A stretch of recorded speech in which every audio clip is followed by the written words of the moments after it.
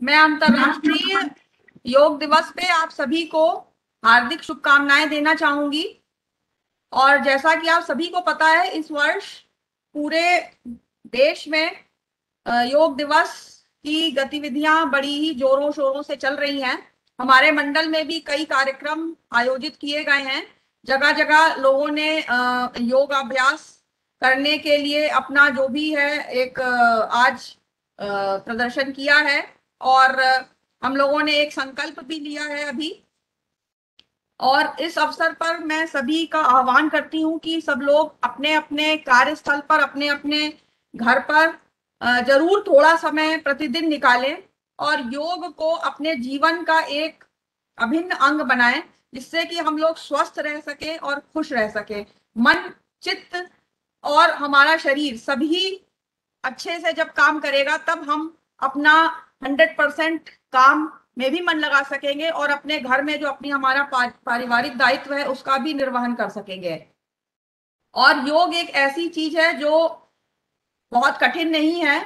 इसको हर उम्र में हम लोग कर सकते हैं और बहुत आसान तरीके से इसके जो आसन हैं और प्राणायाम हैं, इनको हम लोग अपने जीवन का एक अभिन्न अंग बना सकते हैं। तो मैं पुनः आप सभी से एक आग्रह करूंगी कि आप लोग योग को, खास तौर से अभी जबकि कोविड भी फैला हुआ है, बहुत ज्यादा पैंडेमिक, और इसमें बहुत ज्यादा हम लोगों के लंग्स अफेक्ट हुए हैं, तो हम लोगों की ब्रीदिंग एक्सरसाइजेस, प्राणायाम बहुत अच्छे हैं ब्रीदिंग के लिए। इसके साथ योगाभ्यास करने से हमारा जो शरीर है वह भी ठीक रहता है, सुचारू रूप से कार्य करता है। हमारे जो विभिन्न अंग हैं उनके सभी के लिए योग में व्यायाम हैं अलग अलग। तो मैं ज्यादा समय ना लेते हुए आप सभी से एक बार फिर से शुभकामनाएं और बधाई दूंगी योग दिवस की। और आप सभी लोगों को मैं जरूर बोलूंगी कि आप लोग न केवल खुद बल्कि अपने परिवार के सभी सदस्यों को भी योग की ओर जरूर जो है प्रेरित करें। और आज जो ये रखा गया है एक वेबिनार, जिसमें कि योग के विषय में डॉक्टर संजय श्रीवास्तव सीएमएस चर्चा करेंगे, तो मैं बधाई देना चाहूंगी सीनियर डीपीओ, उनकी टीम को, और सीएमएस और उनकी टीम को, कि उन्होंने एक अच्छी पहल करी है और इससे हम सभी लोग लाभान्वित होंगे। तो अब ज्यादा वक्त ना लेते हुए मैं अनुरोध करूंगी सीनियर डीपीओ को कि अब वो कार्यक्रम को आगे बढ़ाएं। धन्यवाद। सीएमएस साहब प्रेजेंटेशन चालू करिए। आदरणीय मंडल रेल प्रबंधक महोदया, आपका हार्दिक धन्यवाद है कि आपने मुझे एक अवसर प्रदान किया है आज के दिन अंतर्राष्ट्रीय योग दिवस के अवसर पर आपसे कुछ विचार शेयर करने के लिए, और बाकी अपने लखनऊ मंडल के विभिन्न रेल कर्मचारियों को भी इससे अवगत कराने के लिए। तो बिना आगे कुछ और वक्त जाया करे, मैं अपना स्क्रीन शेयर पे प्रेजेंटेशन स्टार्ट कर रहा हूं और उम्मीद करता हूं कि ये आपके लिए काफी ज्ञानवर्धक भी हो सकता है और आपके लिए लाभदायक भी हो सकता है। तो आज अंतर्राष्ट्रीय योग दिवस 21 जून 2021 को मैं हूं डॉक्टर संजय श्रीवास्तव, मुख्य चिकित्सा अधीक्षक एवं अस्थि रोग विशेषज्ञ, पूर्वोत्तर रेलवे मंडल चिकित्सालय, बादशाह नगर, लखनऊ। कैसे आएगी? कहां से? हाँ, ये देखो, इसके पहले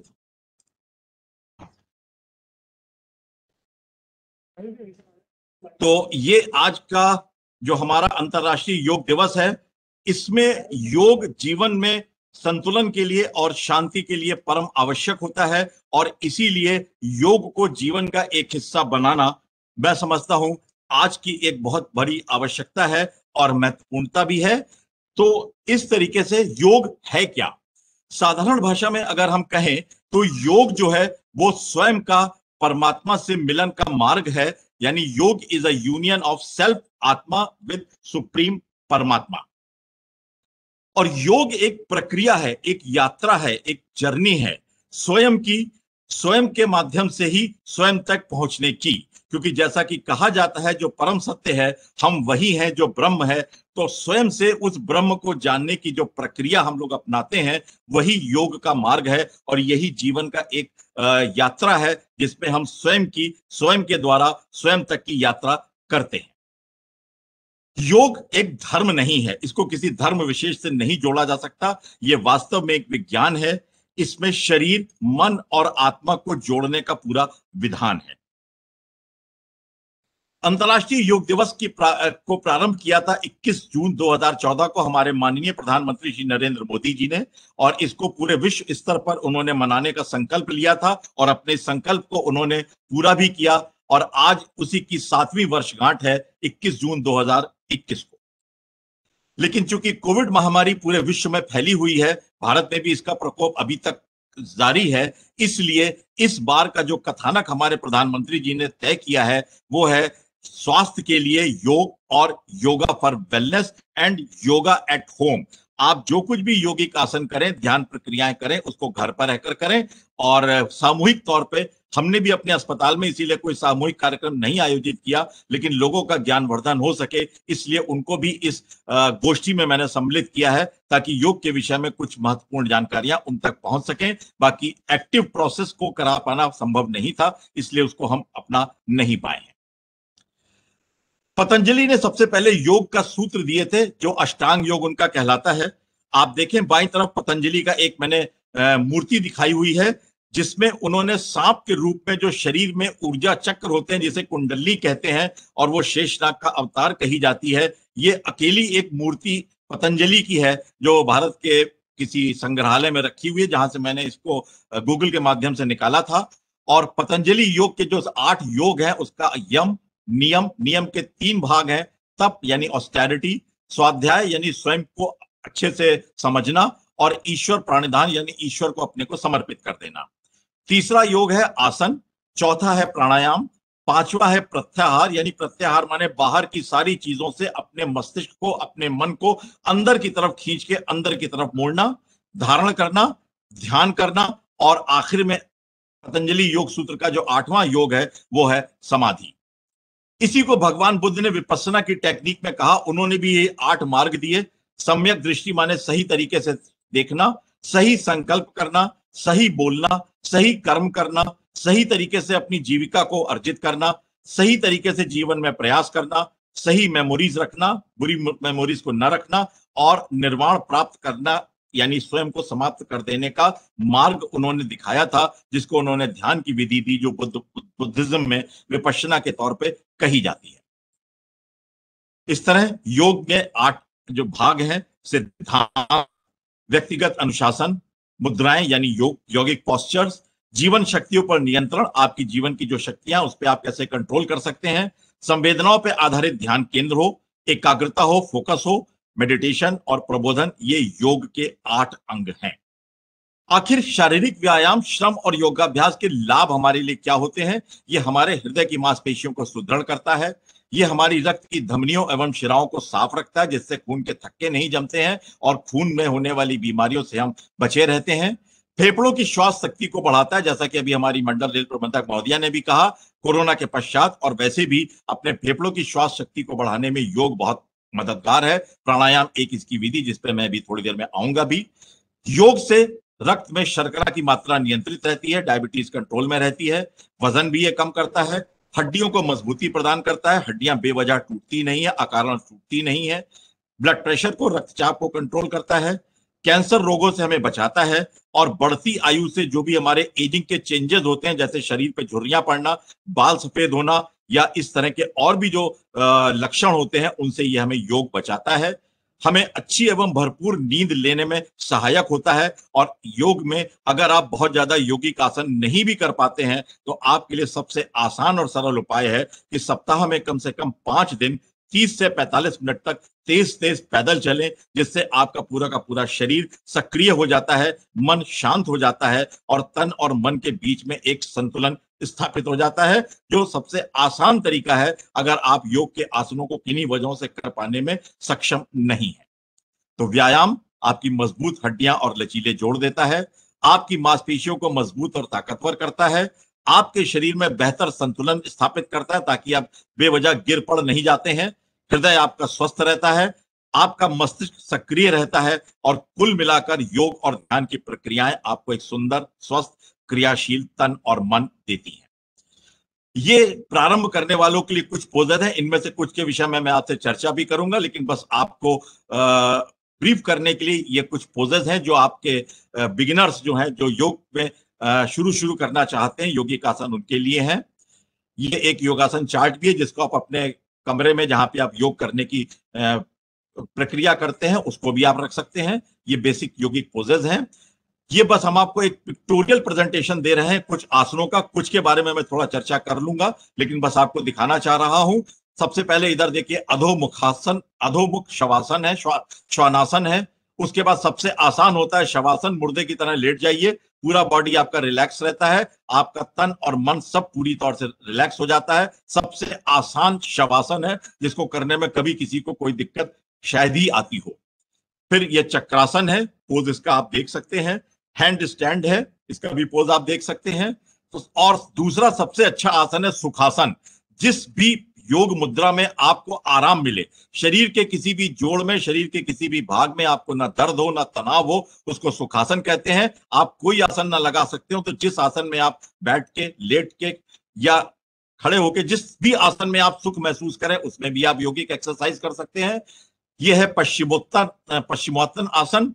उसके बाद यह है बद्ध कोणासन। उसके बाद यह है भेकासन। ये देखिए बाबा रामदेव मंडूकासन, जिसे भेकासन का एक रूप है, वो कर रहे हैं। फ्रॉग पोज कहलाता है, मेढक की तरह का पोज होता है। सिंहासन, सिंह की तरह आप दहाड़ लगाते हैं, पोज ये है। लायन पोज जिसे कहते हैं। सिद्धासन, पोज ये है। नटराजासन, जैसे कि नटराज नृत्य करते हैं, उसी तरीके से नृत्य की मुद्रा में ये लड़की देखिए नटराजासन कर रही है।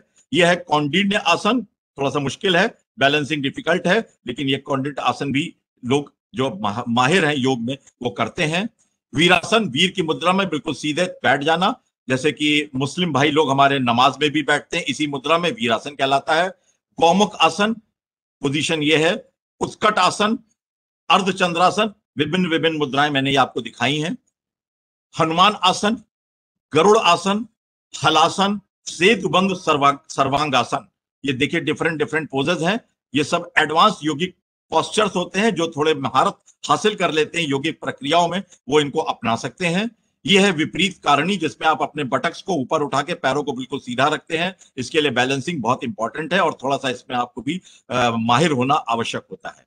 मर्जरासन, उसके बाद मयूरासन, मोर की तरह का आसन। उत्थित पार्श्व कोणासन, जिसमें आप देख सकते हैं कि एक कोण सा बन रहा है।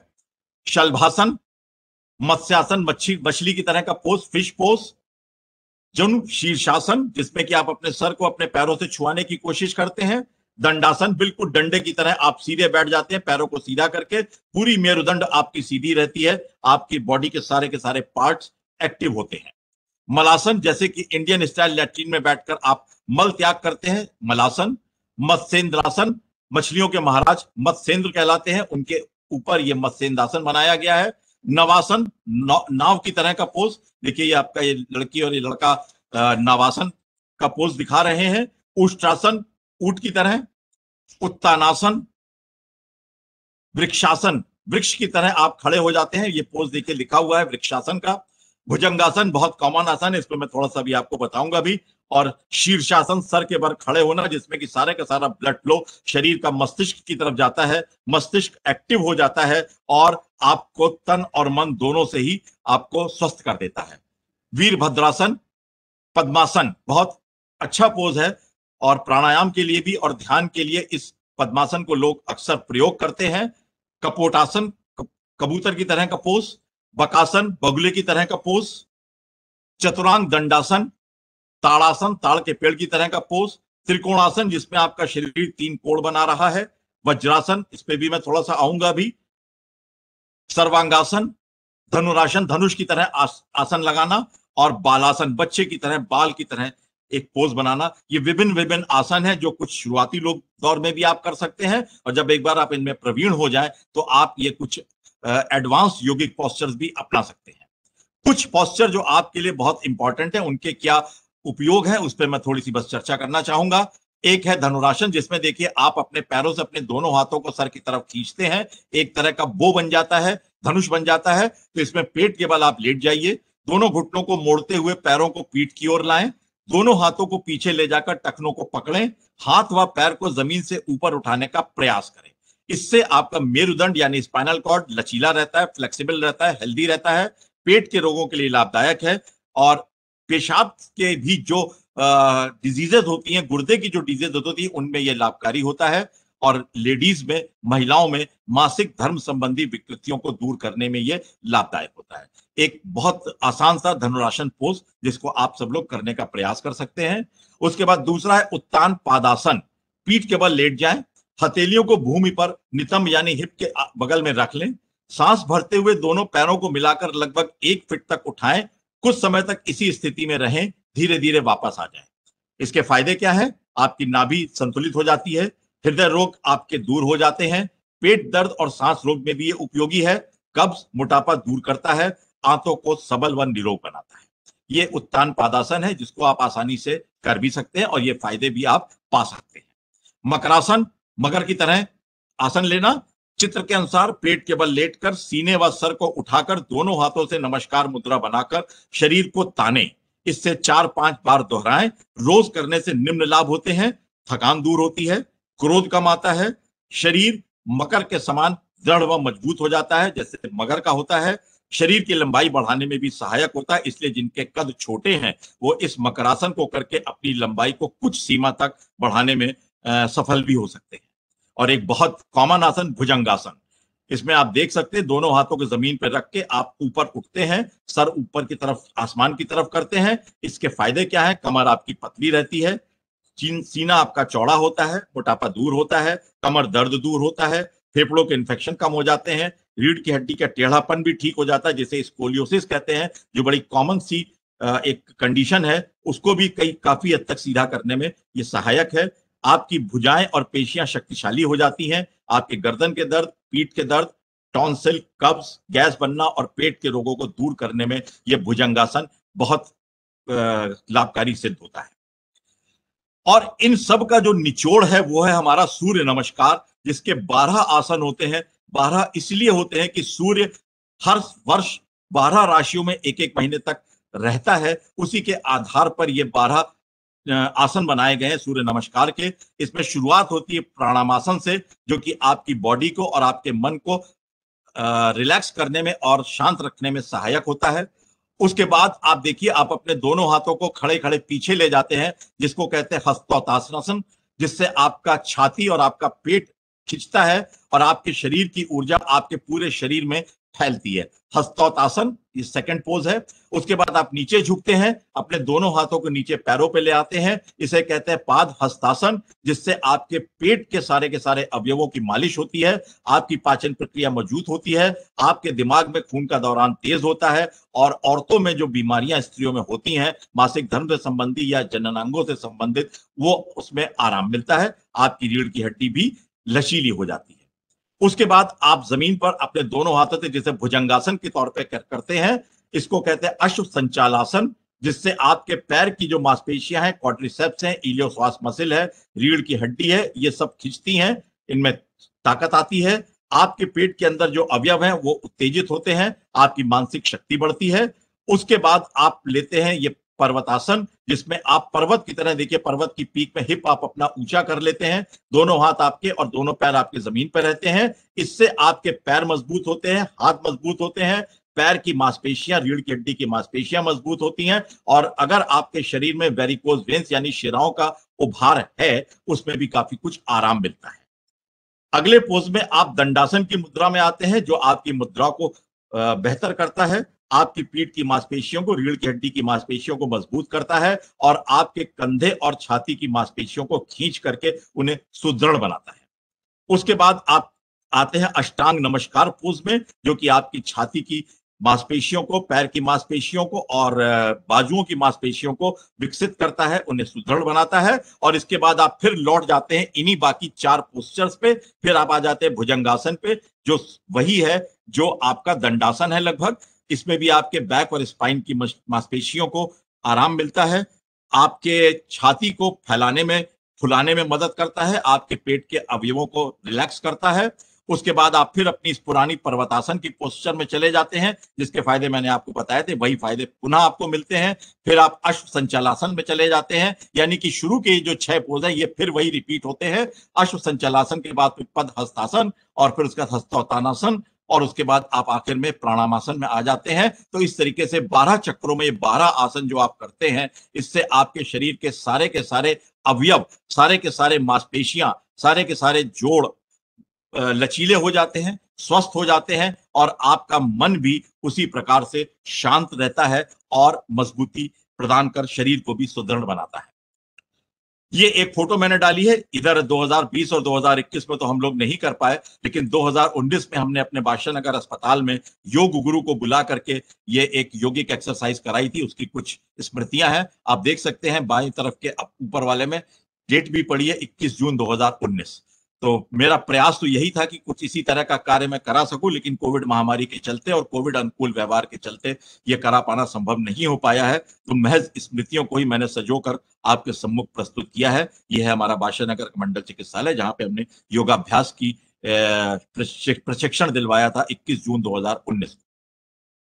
इसके बाद अगला योग का आता है ध्यान और प्राणायाम। प्राणायाम की जो विधि है ये योग से भी पुरानी है, जैसा कि हमारे पुराण कहते हैं, जैसे कि हमारे प्राचीन ग्रंथ कहते हैं। करीब करीब ईसा से 5 से 6 शताब्दी पूर्व इसकी शुरुआत हुई थी। योग सूत्र के रूप में इनको लिखा गया था और इसमें प्राणायाम को योग के आसनों के नींव के तौर पे कहा गया है। वास्तव में प्राणायाम जो है ये योग के 8 अंगों में से एक है। मुद्राएं तो ही हैं, लेकिन प्राणायाम उसका एक अंग है।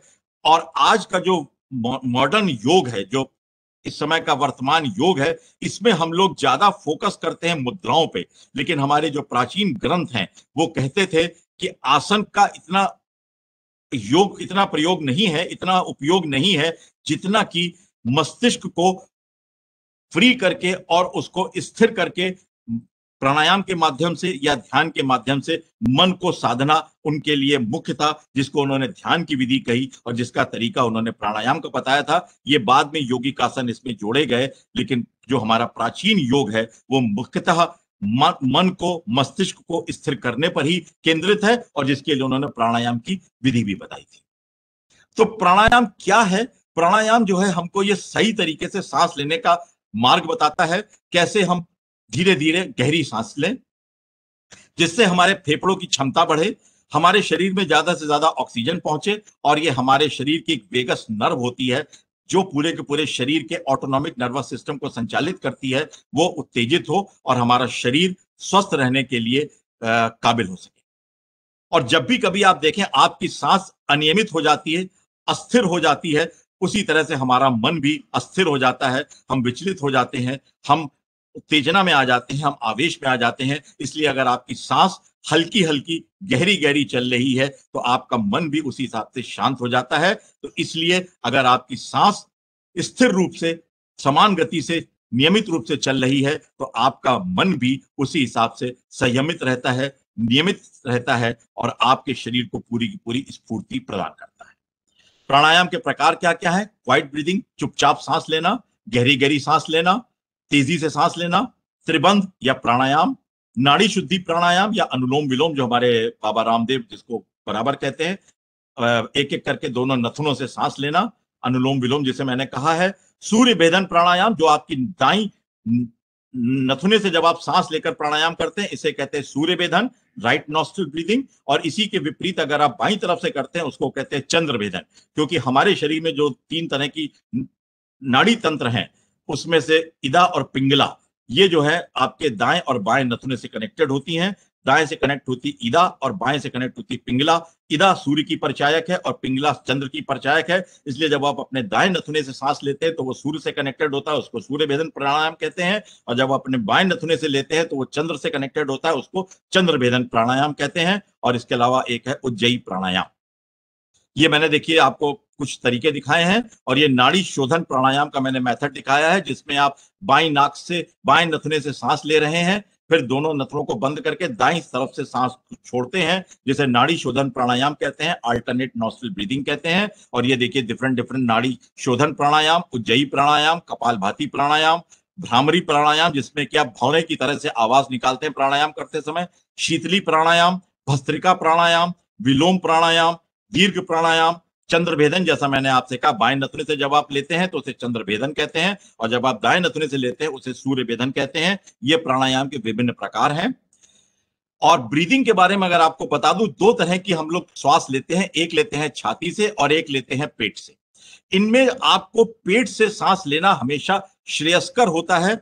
और इन ब्रीदिंग एक्सरसाइज के फायदे क्या होते हैं कि आपके हृदय तंत्र का, नाड़ी तंत्र का स्वास्थ्य सुधरता है, आपको ब्लड प्रेशर हाई होने का चांस कम हो जाता है, आपके फेफड़ों की जो क्षमता है वो सुधर जाती है, आपके शरीर से सारे विषैले पदार्थ निकल जाते हैं, आपके शरीर की प्रतिरोधक क्षमता मजबूत होती है और आपकी मानसिक फोकस करने की पावर, कंसंट्रेट करने की पावर बढ़ती है। और आज के कोरोना युग में जहां हमारे फेफड़े, हमारा पूरा का पूरा शरीर प्रभावित हो रहा है, वाकई में हमें ब्रीदिंग एक्सरसाइज बहुत इंपॉर्टेंट है, क्योंकि हमारे पूरे शरीर के हर तंत्र को लगभग ऊर्जा प्रदान करती हैं और उनको स्वस्थ रहने में बहुत बड़ा योगदान प्रदान करती हैं। इसलिए प्राणायाम और ब्रीदिंग एक्सरसाइज पर मैं भी थोड़ा सा फिर आता हूं। और ये मैंने देखिए फोटो दिखाई है जिसमें कि आप जब सांस लेते हैं, सांस के साथ साथ बेली आउट माने पेट का फूलना बहुत आवश्यक है, और जब आप सांस निकालें तो पेट का अंदर जाना बहुत आवश्यक है। और इस तरह से किसी भी प्राणायामिक ब्रीदिंग एक्सरसाइज के 3 पार्ट होते हैं, पूरक यानी इनहेलेशन यानी सांस अंदर लेना, कुंभक यानी उस सांस को फेफड़े में रोकना, और तीसरा सांस को बाहर निकालना जिसे कहते हैं रेचक। ये देखिए फोटो मैंने आपको दिखाई है, इसमें आप देखें आपके छाती और पेट के बीच में मांसपेशियों का एक ग्रुप होता है जिसको डायफ्राम कहते हैं। तो जब आप सांस लें तो फेफड़े में जब आपके सांस जाए तो आपका ये जो मांसपेशी का जो डायफ्राम मसल है ये नीचे की तरफ आएगा, तब आपका पेट फूलेगा। यही एब्डोमिनल ब्रीदिंग है जो सही तरीका है आपके सांस लेने का, क्योंकि आपका पेट का फूलना, सांस का आना और जाना पेट के द्वारा होना चाहिए। आने पे पेट फूलना चाहिए और निकलते समय पेट को अंदर पिचकना चाहिए। जब पेट अंदर पिचकेगा तो ये मसल जो डायफ्राम का है, जो आप इसमें देख रहे हैं, ऊपर की तरफ उठ जाता है, फेफड़ों को प्रेस करता है और हवा, प्राणवायु अपने आप स्वतः ही बाहर निकल जाती है। इसलिए मेरा आप सबसे जो है गहरी गहरी सांस लीजिए, धीमे धीमे सांस लीजिए और पेट को फुलाइए। जब आप पेट को फुलाएंगे तो पेट को फुलाने से आपके फेफड़े भी फूलेंगे, पूरी भरपूर वायु जाएगी, और जब आप सांस छोड़ेंगे पेट के जरिए ढीला करके तो आप ऑटोमेटिकली आपके फेफड़े सिकुड़ेंगे और सारी की सारी हवा बाहर निकल जाएगी। तरीका क्या है? आप आराम से बैठ जाएं, नाक से अपने सांस अंदर लें, 4 तक गिनती गिने, आप अपने पेट के अंदर तक फुलाएं जिसे मैंने कहा है, 4 की गिनती तक सांस को रोक के रखें, उसके बाद मुंह से अपने सांस निकालें। एक बात हमेशा ध्यान रखें, जितने काउंट तक सांस लें उसके दुगने काउंट तक सांस छोड़ें, क्योंकि जब आप किसी भी चीज को निकाल देते हैं तो प्रकृति का एक नियम है कि प्रकृति को कभी भी वैक्यूम पसंद नहीं है। जहां वैक्यूम होता है वहां फौरन वो उसको भरने की कोशिश करती है। तो जब आप अपने अंदर की सारी हवा दुगनी निकाल देते हैं तो कुदरत अपने आप, प्रकृति अपने आप उसमें और ज्यादा हवा भरती है। इसलिए 4 की गिनती तक अगर आप सांस अंदर ले रहे हैं, 4 की गिनती तक सांस रोक रहे हैं, तो 8 की गिनती तक आपको सांस बाहर निकालनी है। तो इसी तरीके से विदाउट ए ब्रेक फिर 4 की गिनती तक करें और इस प्रक्रिया को 3 से 4 बार, दिन में 3-4 बार कम से कम करें।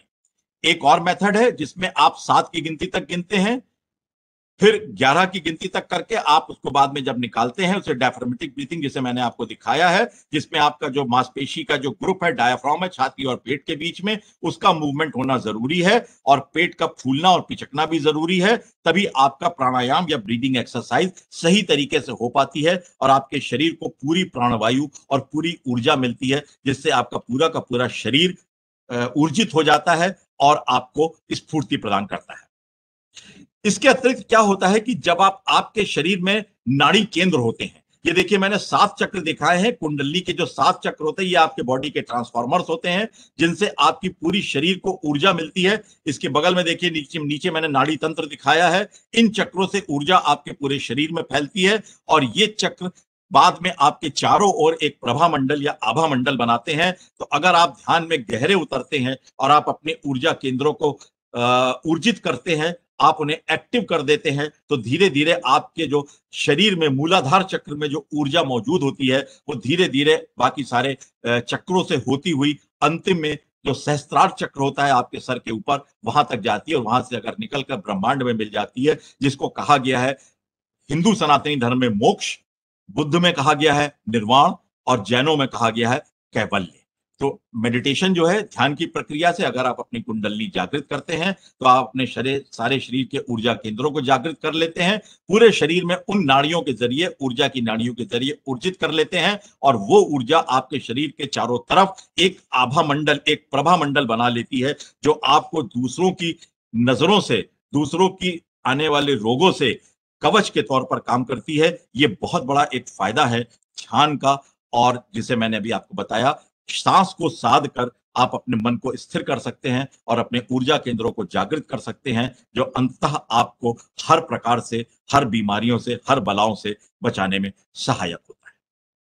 ये सन 2019 की फोटो है जब मैंने अपने यहाँ ये ध्यान का एक कार्यक्रम कराया था। इसमें आप देख सकते हैं ऊपर की तरफ है हमारे आदि योगी शिव। क्यों अंतर्राष्ट्रीय योग दिवस 21 जून को मनाते हैं? क्योंकि कहते हैं कि जेठ मास की निर्जला एकादशी है आज, मेरे ख्याल से जो हिंदू कैलेंडर को मानते हैं निर्जला एकादशी है। आज ही के दिन हमारे आदि योगी शिव ने अपने 7 शिष्यों को योग की शिक्षा दी थी और यही 7 शिष्य पूरी दुनिया में फैले थे। इसमें से अगस्त मुनि का नाम बहुत फेमस है, जो विंध्याचल पार करके दक्षिण में गए थे, एक मध्य एशिया में गए थे, एक दक्षिण अफ्रीका में गए थे, एक उत्तर अमेरिका में गए थे, एक दक्षिण अमेरिका में गए थे। पूरे विश्व में उनके 7 शिष्य फैले थे जिन्होंने योग को उस समय के दौर में प्रचालित किया था, प्रसारित किया था। तो हमारे आदि योगी शिव, जिनसे यह ध्यान की प्रक्रिया आई है और उसको बाद में हमारे बढ़ाया हमारे भगवान बुद्ध ने, और उनकी ध्यान की विधि को कहते हैं विपश्यना। और ये एक फोटो है जिसमें आपने अपने अस्पताल के कुछ लोगों को ध्यान की प्रक्रिया में ले जा करके उनको इसके फायदे प्राप्त करने का रास्ता दिखाया था। तो इस तरह योग एक स्वस्थ तन और एक प्रफुल्लित मन के लिए परम आवश्यक है, बहुत महत्वपूर्ण योगदान प्रदान करता है। यह फोटो देख सकते हैं, how a healthy body looks and how a happy mind is. और अंत में जब आप योगिक आसनों से या ध्यान की प्रक्रिया से में दक्ष हो जाते हैं तो आपको एक परमानंद की स्थिति मिलती, जैसे कि आप इस लेडी को देख सकते हैं। कोई चिंता नहीं, कोई दुख नहीं, सब कुछ समर्पित है उस परमपिता परमात्मा को। ये जो परमानंद की स्थिति होती है, यही योग की, ध्यान की चरम सीमा है, जिसे निर्विकल्प समाधि के रूप में कहा गया है। और यही मोक्ष है, यही निर्वाण है और यही कैवल्य है जैनों के ग्रंथों के द्वारा। तो इस तरह आज अंतर्राष्ट्रीय योग दिवस के अवसर पर मेरा आप सबके लिए सिर्फ एक संदेश है, रोग मुक्त जीवन जीने की हो आपकी चाहत, नियमित योग करने की आप अवश्य डालो आदत। बहुत बहुत धन्यवाद आप सबको, सीधे दिल से धन्यवाद।